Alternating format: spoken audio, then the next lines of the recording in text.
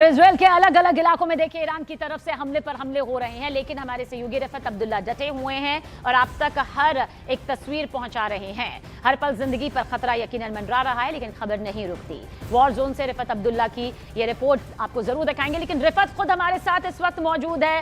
रफत, एक के बाद एक आपकी वो जाबाज रिपोर्टिंग पूरी दुनिया के सामने यहाँ पर आ रही है। मौजूदा हालात इस वक्त क्या कुछ कह रहे हैं?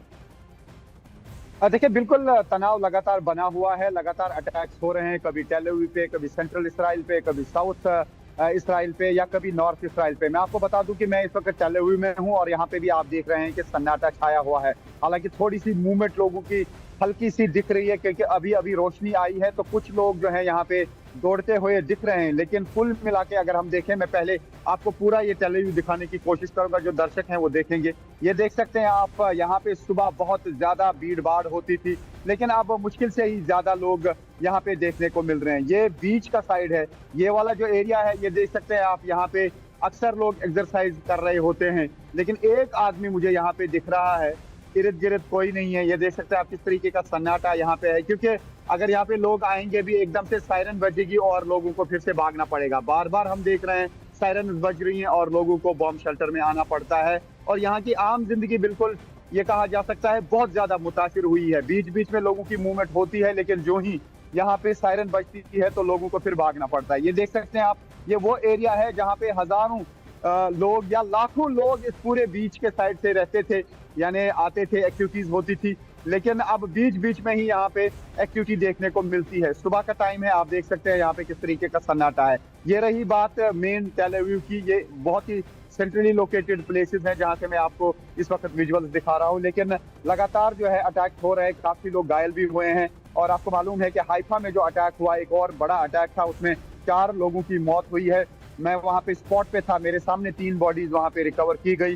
तो उसके अलावा जो है एक खबर हुटीज की तरफ से भी आई कि इलात इलाके में फिर से ड्रोन अटैक जोरदार कल शाम को हुटीज ने किए। हालांकि इस्राएली फोर्सेस का दावा है कि वो इंटरसेप्ट किए गए, लेकिन यहाँ पर अभी अटैक्स का सिलसिला नहीं रुका। अभी खबर ये भी आ रही है कि ईरान में इस्राएली फोर्सेस ने एक जोरदार अटैक किया है। रिफत, आपकी रिपोर्ट के जरिए, आपकी लाइव के जरिए हमने कई बार वो पूरी तस्वीरें लाइव देखी, जब मिसाइलों की बौछार होते हुए आसमान किस तरह से उस रोशनी से चमक रहा था, जहां पर मिसाइल अटैक हो रहे थे, जमीनी हमला हमने देखा। आप वहां भी पहुंचे जहां तबाही के बाद का मंजर दिखाई दिया।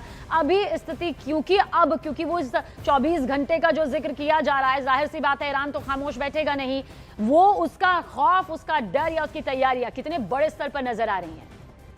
देखिए, इस तरीके का कोई खौफ ईरान में दिख नहीं रहा है। नहीं तो वो एकदम से मान जाते और जंग बंद कर देते, यानी सीज फायर हो जाता, डोनाल्ड ट्रंप की बात मानते। तो उसका मतलब है कि वो डट कर मुकाबला करना चाहते हैं, भले ही नताइज क्या भी हों। और साफ तौर से डोनाल्ड ट्रंप ने धमकी दी है कि आज जो है वहां पे ब्रिज उड़ेंगे, आज पावर प्लांट्स उड़ेंगे। और अभी तक भी बहुत नुकसान हुआ, ऐसा नहीं है। और एक रिपोर्ट आई थी पहले ही, 2 हफ्ते में 92,000 जगहों पे जो है वो निशाने लगाए थे इस्राएली फोर्सेस और यूएस फोर्सेस ने। और कल भी उन्होंने कहा कि 13,000 के करीब जो है अटैक्स किए हैं यूएस ने अकेले ईरान में। तो उसका मतलब है कि जितना यूएस फोर्सेस और इस्राएली फोर्सेस को अब तक हो पाया, उन्होंने अटैक्स किए। लेकिन उसके बावजूद भी ईरान नहीं झुका। ईरान अपनी तरफ से भरपूर मुकाबला कर रहा है, क्योंकि अटैक जो किया वो इसराइल और यूएस ने किया। वो ये कह रहे हैं कि वो रिटाइलेट कर रहे हैं, दिफा कर रहे हैं, और उनका हक है अपनी टेरिटरी बचाने का। न सिर्फ इसराइल पे हमले किए गए, बल्कि ईरान की तरफ से कुवैत पे हमले किए गए, बहरीन पे हमले किए गए, यूएई पे हमले किए गए, और साथ ही सऊदी अरब पे हमले किए गए। तो ये कहा जा सकता है कि जहां पे भी उनको लगता है कि वो प्रेशर बिल्ड कर सकते हैं, क्लस्टर बॉम्ब्स का बिल्कुल इस्तेमाल रिफत, हो रहा हम है। चाहेंगे कि आप अपने पीछे की भी जो ये सन्नाटेदार तस्वीर, ये जो नजर आ रही है, वो भी दिखाएं। लेकिन उससे पहले एक वॉर ब्रेकिंग हम दर्शकों तक पहुंचा रहे हैं, जहां पर ईरान पर इजराइल और यूएस के हमले और तेज हो गए हैं। तेज धमाकों के बाद ईरान की राजधानी तेहरान कांपती नजर आती है। यूएस इजराइल ने ताबड़तोड़ बॉम्ब और मिसाइलें यहां पर दाग दी हैं। तो ईरान पर इजराइल और यूएस के हमले तेज हो गए। देखिए, हालांकि ईरान का भी पलटवार कम खौफनाक नहीं है। ईरान भी लगातार चुन चुन कर निशाने साध रहा है। रिफत हमारे सहयोगी बने हुए हैं। रिफत, हालांकि अभी आप जहां मौजूद है वहां पर हम वो युद्ध का सन्नाटा देख सकते हैं जो तबाही के बाद सामने आता है या तबाही के चलते यहां पर सामने आता है युद्ध को लेकर। एक बार फिर से हम चाहेंगे तस्वीरों के साथ पूरी डिटेल। देखिए ये जो है ये फाइनेंशियल कैपिटल है सिंपली। ये टेल अवीव जो है बहुत ही इंपॉर्टेंट सिटी है इसराइल की, और यहाँ पे आप देख सकते हैं किस तरीके का सन्नाटा है।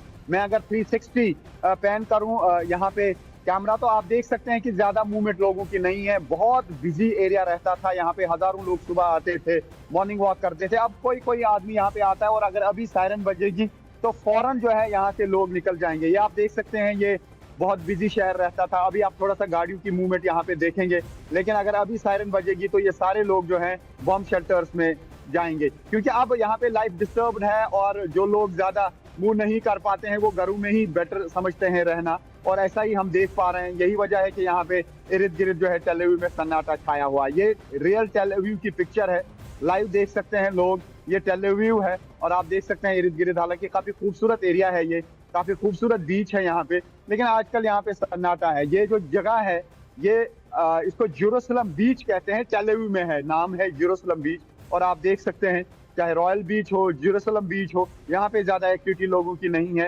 हालांकि बीच बीच में एक्टिविटी देखने को मिलती है, लेकिन फौरन जब सायरन बजती है तो लोग यहाँ पे बॉम्ब शेल्टर्स में जाते हैं। तो फिलहाल आम जिंदगी जो है वो बिल्कुल मुतासिर यहाँ पे हुई है, और हम लगातार यहाँ पे देख रहे हैं बार बार अटैक हो रहे हैं। अभी मैं यहाँ पे रिपोर्ट कर रहा हूँ, अभी सायरन बज सकते हैं, अभी अटैक हो सकता है। तो हम बार बार यही प्रोसेस यहाँ पे देख रहे हैं। लेकिन अभी अगर हम कुल मिला के ये देखें कि इस वक्त की सूरत हाल क्या है, यही है कि डोनाल्ड ट्रंप ने जोरदार धमकी दी है। अब देखना होगा कि आने वाले 48 घंटों में या 24 घंटों में क्या होगा। लेकिन ये तो तय है कि ईरान तब तक शायद बातचीत नहीं करेगा जब तक उनकी कंडीशन नहीं मानी जाएंगी, क्योंकि उनको ये लग रहा है कि जो यूएस को करना है वो करने दे दीजिए, जो इसराइल को करना है करने दें, क्योंकि इसराइली फोर्सेस लेबनान में भी बहुत ज्यादा तबाही कर रहे हैं। और इसराइल ने मन बना लिया है कि साउथ लेबनान को पूरी तरह से तबाह करना है। कोई बिल्डिंग वहां पे नहीं रखनी है, कोई भी स्ट्रक्चर वहां पे नहीं रखना है, और वहां पे वो ग्राउंड ऑपरेशंस कर रहे हैं। उन्होंने वहां पे लोगों को निकाला, करीब 13 लाख लोग। ये कोई छोटी बात नहीं है, ह्यूमैनिटेरियन क्राइसिस है। 13 लाख लोग लेबनान से बिल्कुल। और रिफत, displaced हुए आप हैं। जिस तरह से जोखिम और खतरनाक भरे हालातों में इस वक्त ये पूरी जांबाज रिपोर्टिंग कर रहे हैं, जिससे वैश्विक तौर पर ये पूरी रिपोर्ट्स सामने आ रही है, वो यकीनन काबिल तारीफ है। लेकिन अपना ध्यान रखेगा। बहुत बहुत शुक्रिया इस पूरी तस्वीर और जानकारी के लिए।